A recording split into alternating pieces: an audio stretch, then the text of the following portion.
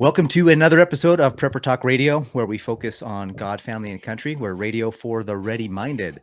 And we're really excited about this episode. We have a special guest today. We're going to be talking about growing your survival garden and the seeds necessary to be able to have the different gardens and grow things that you want to be able to have to survive in any situation that you're into. But before we do that, we just want to remind everybody to go to our website, preppertalkradio.com. Click on the resources, download those, jump on. We actually have a link as well that you can click. That's like a bio.link/preppertalkradio. And then you can see all the different ways to support the show, all the different things. And we're going to have a link actually for survival seeds for any of the packages that we talk about today, or any of the seeds that we talk about today. We're going to have a link also in the description for you guys to be able to order those seeds and support the show that way as well. So we're really excited to have it's Shane and I today, and our guest Angee from Survival Garden Seeds, pardon me.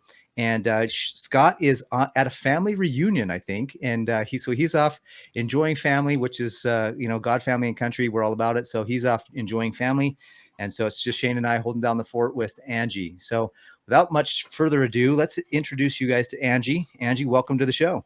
Well, thank you. It's fun to be on here. Appreciate the invite. Yeah, so we met Angee actually at Survival Garden Seeds at the Be Prepared Expo. And Shane and I both bought some stuff from her. Mm-hmm. I bought the, what did I buy? I bought the medicinal herb collection. So I have a medicinal herb collection. They've got several different collections we're going to be talking about probably today. So when I asked her if she was willing to come on the show and talk to us about the different seeds and gardening and the power and the importance of gardening, she was super excited, and we were excited that she was excited to come on the show. So yeah, because we could talk about seeds, but we like to bring on the experts to talk about these things rather than just what we think we know, right? We think we're smart, but most of the time we're not. Well, when we get an expert like Angee on the show, we prove how smart we still need to be. So Angee, tell us a little bit about what's your background in preparedness and emergency. As far as I've ever found, anybody who gets into a company like that caters to the prepper world is also a prepper themselves. Is that true of you? Are you also a prepper of sorts yourself? Absolutely. Awesome. Yes, I am. Tell us a little about your background. Well, I grew up in a large family, the oldest, and so I learned how to garden at an early age. My mother taught me how to always have enough food on hand. We always had a room downstairs that was dedicated for food storage, and we rotated that. We cooked from scratch, and then I was a military wife, and that's an interesting because you're also on the move quite a bit, at least back when we did it, and literally every 2 years we were moving. And sometimes we had a nice big house, and sometimes we had a little tiny apartment. And so I had to figure out, balancing act of 3 months versus a whole year, and, how to ease it down when we knew we were moving.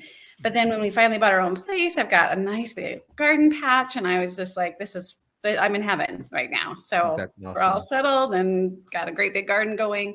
And then I'm thinking really about the survival aspect of things. And I'm like, well, it's more than food, but food is one of the main priorities. And then I had a friend who owned this, and he's like, no, I need you to come help me. And so I did. And I've enjoyed every second of it since. That's cool. So what is your actual position at Survival Garden Seeds? I wear many hats. We're kind of a small company. I started out shipping, and then I went to purchasing. So I purchase all the seeds for the company. And then now I also do the customer service, give expert advice. And then I do the videos for them, which is informational on each of the different seeds. And I write the scripts. So I do all the research for those. And I've learned so much myself having been here. So then the owner of this, what's his, now he said, you said he was one of your good friends. So what's his real passion behind having we met at a prepper class, so learning about stuff. So nice. Our valley has a lot of classes that help people come together who want to learn, and everyone just sort of takes turns offering a class, and we just sort of teach each other what we know. And so that's been kind of fun. That's where we got to know him. He grew up in a big family gardening as well, and his brother owned a seed company, and they went in together, and now he's branched off with this part of it, just because he feels like everyone needs to have a garden. Everyone needs to have a garden, whether it's indoors, outdoors, a community, however you need to do it, we need to be doing it. So That's awesome. Well, I feel like what you just said is kind of a key to some of the things. It's just an example in real life of what we've been talking about on our show, is that, you know, you're a prepper doing your thing. You go to another prepper group activity and you meet other preppers that have similar, you know, faith, similar desires, similar passions, similar things. And now you've got a great job, probably, that is taking care of you in the meantime until, you know, stuff does go down. And then you're also learning the skills that you need in your group. And that's what we've been talking about on our show for so long, is that develop a community of people, of like-minded individuals that you can work together, you can synergistically work together. And, you know, one person may focus in on one area, another in another area. And then, but amongst the whole group, you've got somebody that can take care of almost everything. And you can really grow that community. So that's a really good example of that. So, Shane, anything you want to add to there? Well, what I was going to ask is, you know, when I was at the Be Prepared Expo, I saw your booth, and I have a lot of seeds. I spent a lot of time researching, and, you know, what I thought I needed, and then I came to meet you and saw some of the things you offered. And the things, of course, that stood out to me is that non-GMO heirloom seeds. And I don't, you know, want to make this a commercial, but I want to make sure everybody understands what's important to me. You know, we talk about, you know, survival, and gardening is much more than survival, or it should be, at least, right? You look back at before I go on, tell me, are all your seeds non-GMO, heirloom? Is that kind of the goal? Why it's called survival seeds, long-term storage? it is Okay. because well, seeds, if you can't carry on and leave a couple plants to grow to seed and take those seeds and grow them again, Mhm. it's almost pointless. That's not survival. Agreed. The survival is being able to continue on everything. And it's interesting how our culture has shifted to all of these genetically modified seeds, Mhm.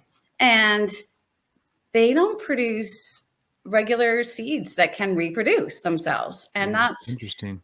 it's just not the true nature of growing plants. Well, just like everything nowadays, it's a monopoly. They're trying to get you to make a purchase every single year. Like these farmers, we hear so much about these patented seeds that if their farm is tested to contain a Monsanto a patented seed, then they can sue the farmer and get the farmer to pay. And so it's about repeat business, but it's a lot more than that. We won't get into the conspiracy side of it, but you're absolutely right. Is that these GMOs don't necessarily I mean, like, look at like the seedless watermelons, the seedless grapes. Mhm. Those are genetically modified to not have the seeds.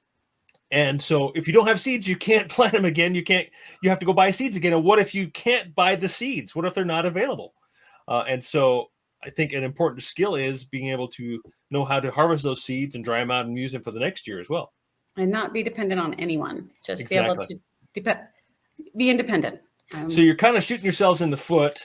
We are selling as far as I know, non-GMO heirloom seeds. Yeah, we are the only ones who actually put seed saving instructions on the back of the packets.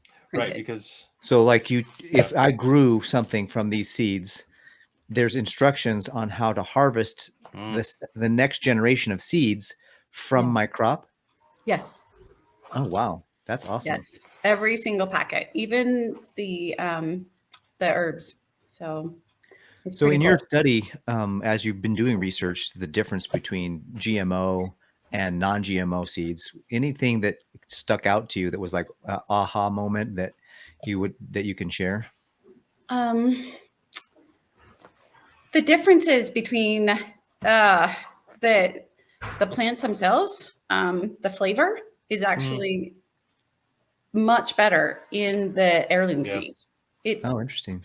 Yeah, I mean, the color might not be as awesome, but the flavor is, and the nutrition is also better, is what I found. And I'm like, nutrition's going to be key to staying alive and being healthy. Well, I think a simple example is you go to the store and you buy raspberries, you buy strawberries, and they're bright and colorful and they're huge, they're beautiful, but they just don't taste very good. They're kind of sour, kind of bitter. But then the raspberries and strawberries from my backyard are so good. They're just like candy, and it's a night and day difference. So I know exactly what you mean, but also with colors as well, like the organic carrots, the deep purples and reds, the different kinds of carrots, which most people may see those, or even the heirloom tomatoes that look weird. They don't look perfect like you get in a grocery store because they reject all those. They want the potatoes perfectly shaped and not damaged, and that's all fine and dandy, but they're genetically modified to be that way, right?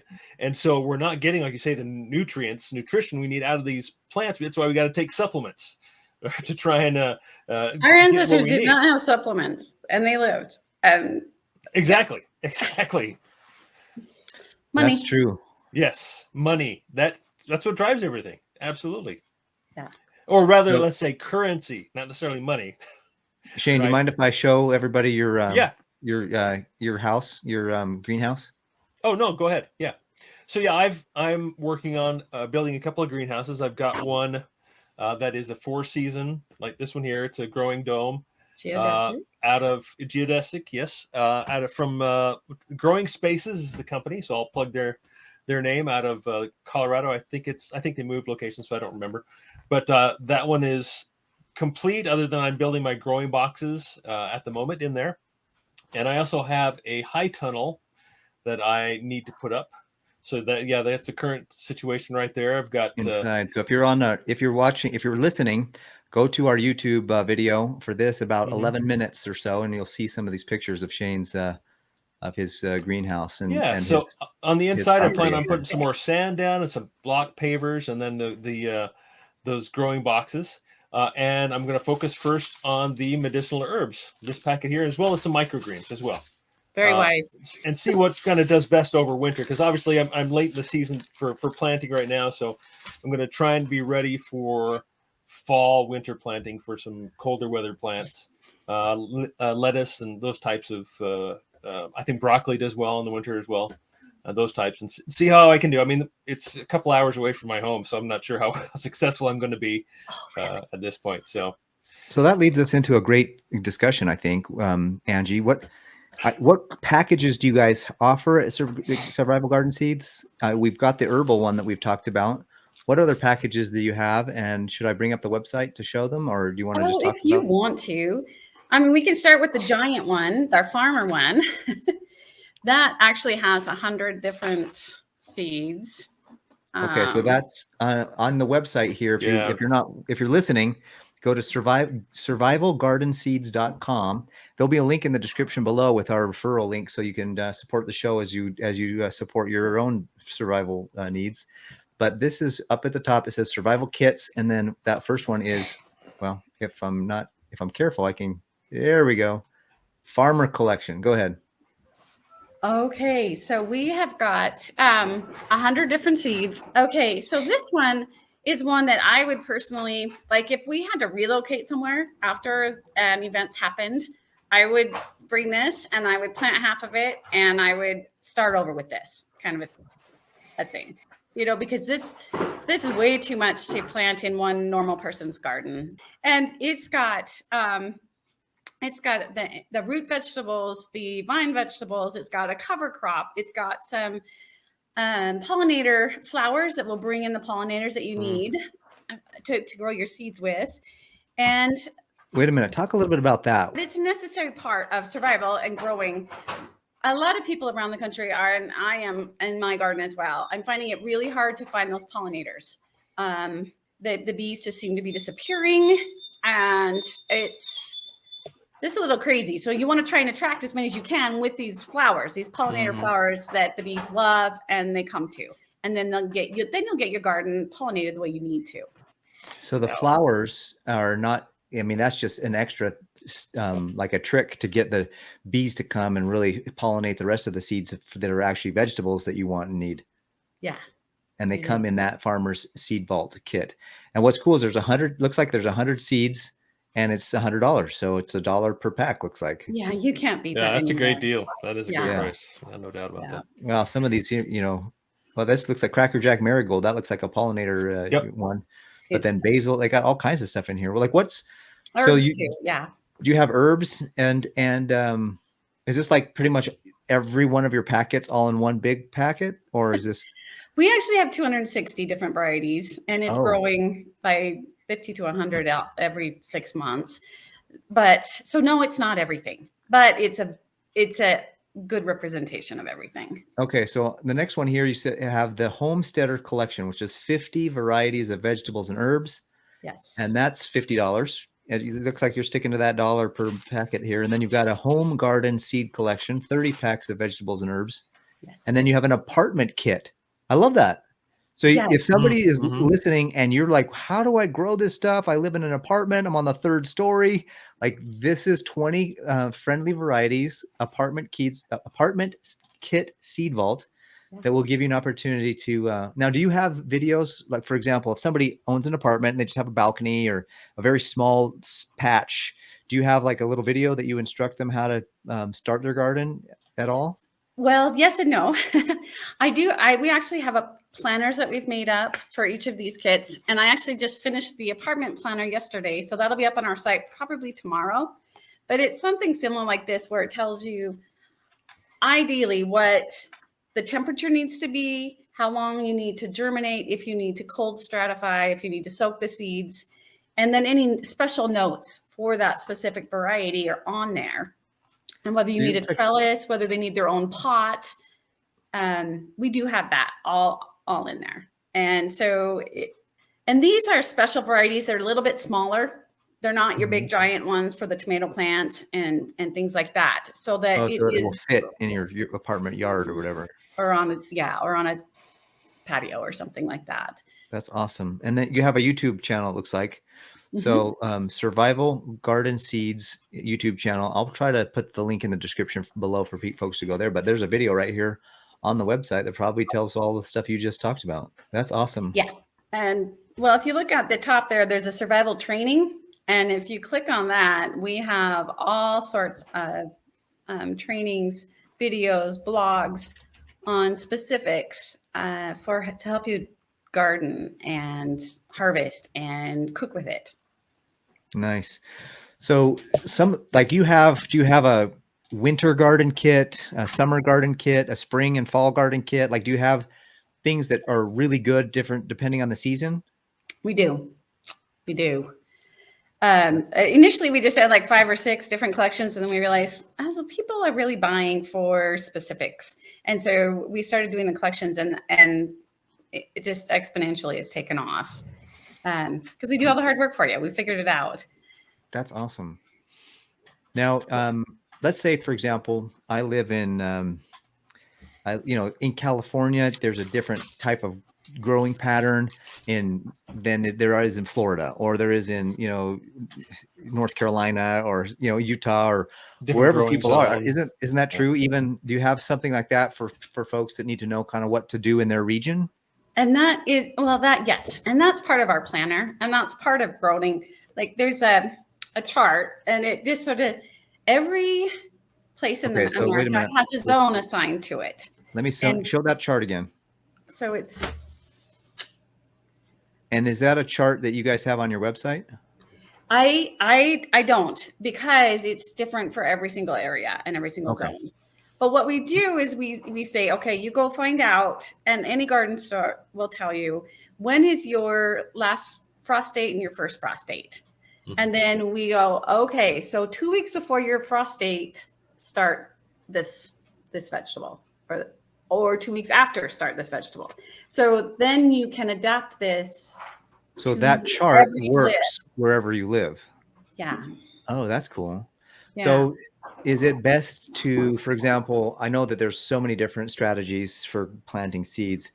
Is it best to start them in your house with a little seed thing, like a starter seed kit, and then transplant them out to the outside later? Or what's the most effective that you've found? So on our planners, we go over that. There are some seeds that do not like to be transplanted at all. And so we'll have on there, just plant straight into the ground. And then we have the ones that really need and must be started indoors, like usually tomatoes need to be started indoors, no matter where you are. And so it'll say so many weeks before your start date, start your tomatoes.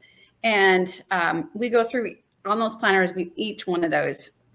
Some of them, We put or. You can start them, or you can do it as soon as your temperatures are around 65 consistently. Then it's safe to start your garden for this group of vegetables.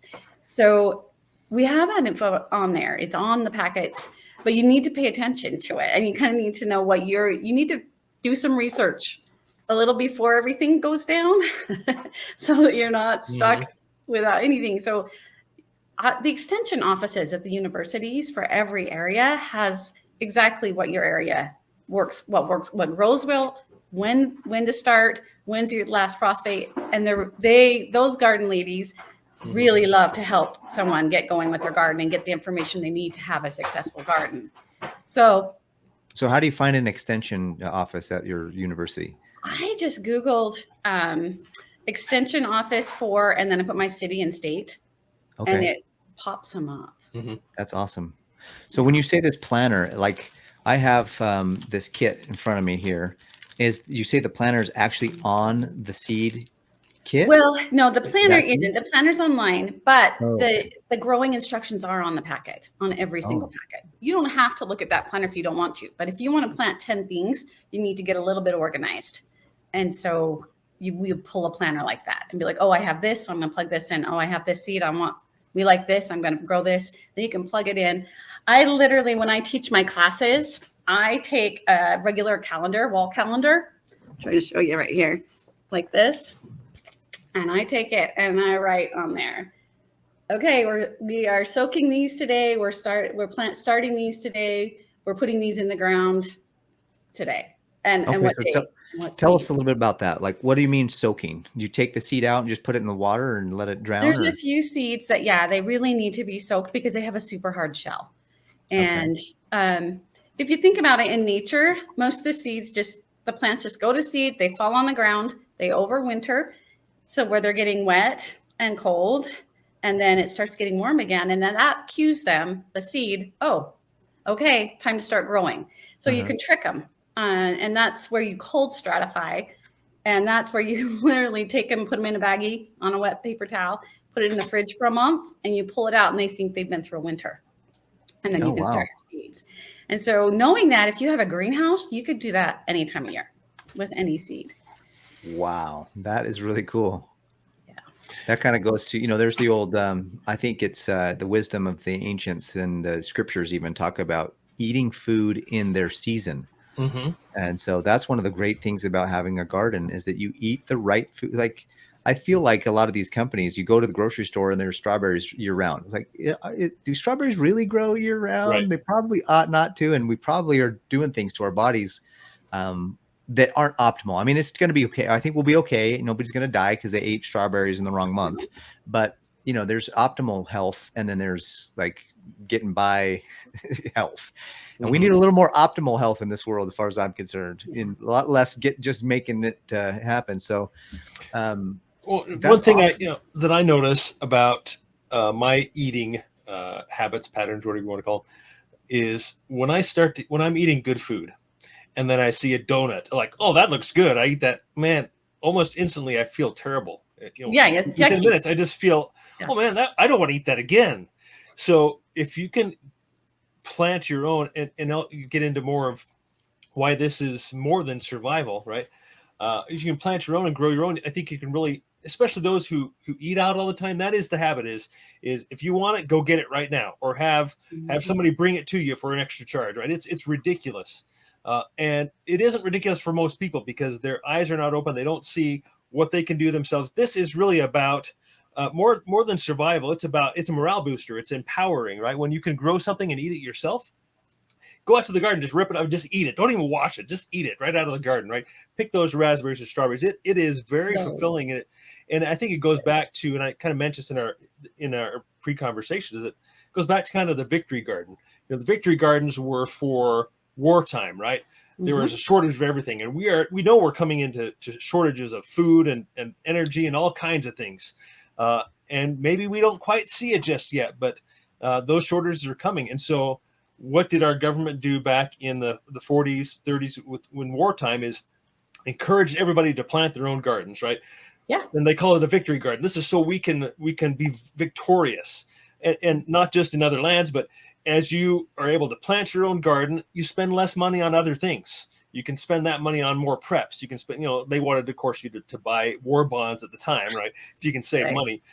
But that is, for me, one of the main reasons to plant a garden now and get inspired to feed your body better food and save some money and put it aside for savings or whatever you might need. It's much more than just gardening. It really goes much deeper, and I think most people don't understand. Pull your shoes off, walk in bare feet in the dirt, right? Ground yourselves. Really understand. You're getting nutrients by just walking barefoot through your garden. Oh yeah, absolutely. You don't even know that, but you are. Yeah, grounding is big. It's coming back. Well, the flip side also of what you're saying is, and something that we decided we also needed to hit hard on was herbs, herbal healing. God has really given us everything we need to heal our bodies. And amen. Amen to that. And some of those take a little bit of time to actually get started, and others just grow like little weeds. But I see what you did there. Isn't thyme an herb? Yes. Is it? We just need a little thyme. THYME. All right. So the fact that you're starting them now makes me feel really good. Like, yay. So the herbs, though, you got to incorporate that in with your gardens. And I think I know my grandmother did. She's like, why would you not plant this? Right. Well, I can buy it for 99 cents in the store. Exactly. It's too convenient. But then, you're not getting what you think you're getting, right? Food is medicine. The word we use, medicine, now is not medicine. It's drugs. It's, we can go into the details. It's pharmakia. It's sorcery. It's not real medicine. It's maybe a temporary fix. Whereas good, nutritious food is medicine. That is how we heal our bodies. That's how we live long, comfortable lives. Yes. So this is much more than just let's save a little bit of money, which is important too. So everybody listening right now, if you want to get survival seeds, click the link in our description below, order a package for yourself and for your family members. I mean, as well as I do, if you're the only one that's growing a garden and the crap hits the fan, and these your family members are going to come over to your house and start eating your garden.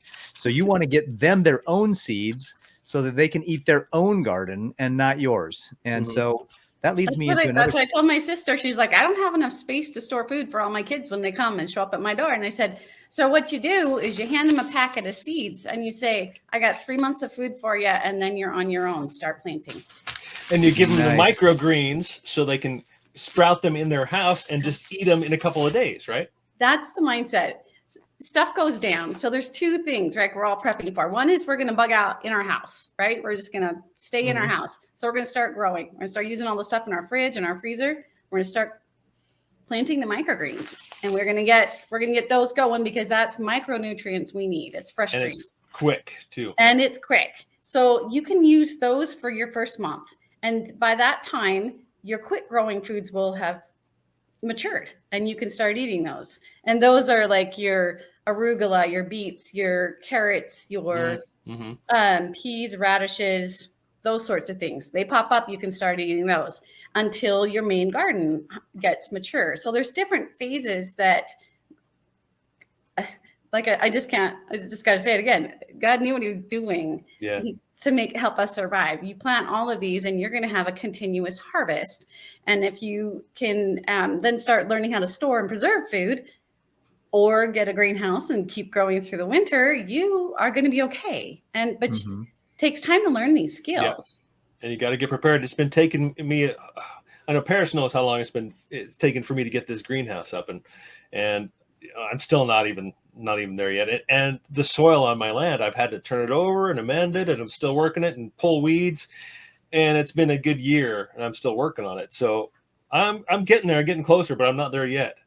So Angee, tell us, takes time. Let's say that I'm listening to this podcast right now, and I'm like, okay, I'm going to order some seeds.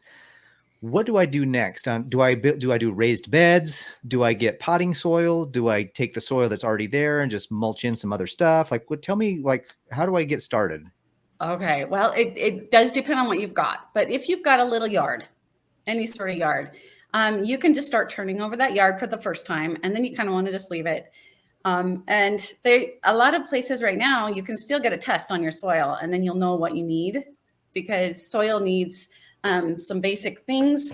And we have a growing guide online that will tell you what those are specifically for your soil. So you can just go in there, and this is all free. All of our education stuff is free. You go and I like to have hard copies of things. So I print it out, put it on my clipboard, and then I reference it whenever I need to. So then I would go and I would start just working the ground a little bit, start planting your seeds. But I would start with easy stuff first, which are the quick growing stuff. So we've got the starter kit has a lot of easy to grow things. But also all of our collections have some easier things to grow. And then you just do a little bit. But another thing that I just need to put in here though, is all of our packets are packaged so that the whole package will feed a family of 4. So that also makes it super easy for you to plan how much seeds to buy. So that's cool. Yeah. And some may do more, but we wanted a minimal, it will feed 4 with those seeds. So you need to get your water situation sorted out. You need to get your seeds, and you need to get some good soil. And then I would also get, if you're indoors, you're going to need some pest control. Inevitably, those little gnat things start popping up, and because they like the moist soil. And so, but there's ways to get through that. Whether it's buying a little light to get rid of it, or the sticky stuff, the fly paper type stuff. Then there's also some mosquito bites that you soak and put in the soil. And those are all actually kind of edible, but it kills those eggs and the larvae and the gnats. That's what I use. But I also understand that planting marigolds around your vegetables will help keep pests away as well. Yeah, if you're outdoors and you're planting naturally, just stick with the flowers and then companion plant. And we've got companion plant guides on our site as well. So like peppers and tomatoes go well together, and things like that. And then those together really, the peppers will keep away half the pests, and the tomatoes will keep away the other pests. So they work really well together to accomplish both things.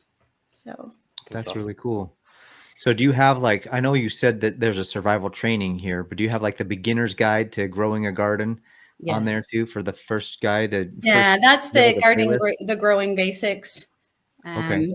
Yeah. Yep. If you scroll down, there's actually probably over 100 different articles on there. So anyone could have access to whatever their situation is, whether they're in a high-rise apartment, whether they're in a homestead, whether they're in just a little condo where they only have 8 square feet. You can still do it. You can make it work, especially if you can get some planters. Part of my prepping is also some planters, and I have some extra raised bed soil and potting soil. And then I also have some fertilizer that I've stacked up, because if things get critical, I'm going to add a little fertilizer to make sure they're growing really well. And those are all stocked up in my preps. Is there also a little bit of instruction on how to develop microgreens? I mean, how to do the microgreen process? Yes, there is. I've done quite a few videos on those. It's really pretty simple. You just want to take a tray with holes in them, or a bowl or a strainer, whatever you have is going to work. They do specially make pretty little bowls for it, but and you need to have some soil though. You need to have planned ahead with a little bit of soil or cocoa nor, or just some sort of medium to grow with. And you pop the seeds on there and you get them wet. And then you cover them. You leave them in the dark till the sprouts start pushing that top tray off. When you take it off, you leave them in the sunlight in your window. And 5 to 14 days later, depending on the seeds, you will have yourself, and they grow about this high. And that's when they're ready to harvest. And you just literally take some scissors, snip them. So that's what that looked like, about 4 inches. Yeah. When you said this high so for those who are about 4 inches, right? So there's several stages of plant. There's the baby greens, then there's there's sprouts, then there's microgreens, then there's baby greens, and then there's the full plant. So the sprouts are good too, but the microgreen stage between the 1 and 6 inches is where every plant is most nutrient dense. So they've got all of their nutrients in those couple inches worth of leaves. And so that's why cutting those and eating those right then and there will help you get through to, you don't have to eat as much when you have the power packed nutrients in your food. Nice. Yeah. Just throw a little ranch dressing on there and you're good to go, huh? Yeah, you can throw them in your salad. I just eat them personally. Well, my experience with that is, of course, is wheatgrass, right? Everybody, hopefully everybody's tried wheatgrass, right? The first time you try it, it's like mowing the lawn and then grabbing a handful of grass and throwing it in your mouth. It just tastes, most people say, oh, it's just horrible. And that's why they give you a chaser with like an orange wedge or something, right? But for me, it's gotten to where wheatgrass is just as sweet as any other juice. I just love it. True. That's cool. It takes a little bit of getting used to, right? But after that, your body craves it and it wants it and knows it needs it. And then that's your medicine. Yeah. Yeah. Well, Angee, we're about to wrap up. Any last minute things you want to share or talk about or let people know about the site or about your what you have available? The second part of this being a prepper is if you have to bug out, you need to grab a bag of a seed vault and you need to throw it in with your bug out bag and take it with you. But I think you have to give it some thought. You have to think it through. How am I going to grow this? What am I going to grow it in? What am I going to water it with?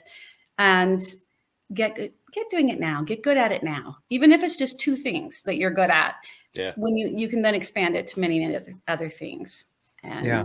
Is there anything that you want to say really quickly? You talked about the mindset and the importance of that earlier. Yeah, the mindset is that you're doing it now, that you start growing now, that you figure out how to do it all year round, wherever you live. What's that going to take? And get ready for it. Yeah, when the time for decision has come, the time for preparation has passed. Mm-hmm. Right. And so I think Thomas S. Monson said something similar to that. And that's the power of being ready ahead of time. And that's what preppers are. We're ready ahead of time. Any last minute words or wisdoms, Shane? No, I guess I had one last question is if you were to pick one vegetable, what is your favorite? What do you think would be the most life-sustaining out of all these and the easiest to grow? What would you put priority to? I do have one, and it is spinach. Spinach. Oh, yeah. Okay. Absolutely. Okay. Yeah, that's a great one. That's really nutrient dense. It And is. shoot, didn't Popeye have a corner on that market too? It's got iron in it. It has so many nutrients, 14 different nutrients in it. If you want to build some good guns like Popeye, you got to get that spinach down your throat. You get it growing, and once you get it growing, it's and you cut it and it just keeps going, right? Yeah. Awesome. It's a great point. Thank you. Angee, thanks so much for being on the show. Hopefully we can have you back on again in the future and we'll talk more about different things that you're coming out with and just different wisdom about growing a garden, because gardening, I think, is one of the key things that we all need to have as a skill set as preppers. So just remember to click the link in the description below about the survival garden seeds. And that will take you through to that website so you can order with our link and it will support the show. We really appreciate it. Also, please remember to go to our website, preppertalkradio.com, and check out our resources there. Join our mailing list. We're going to be starting to put out an email every once in a while with some good information, probably a couple times a month at least to start until we get a little better at it. And then you have been listening to Prepper Talk Radio, radio for the ready-minded, where we focus on God, family, and country. Stay safe, be prepared, and we'll talk to you next time. Thanks, Angee. Thanks. See ya. Bye.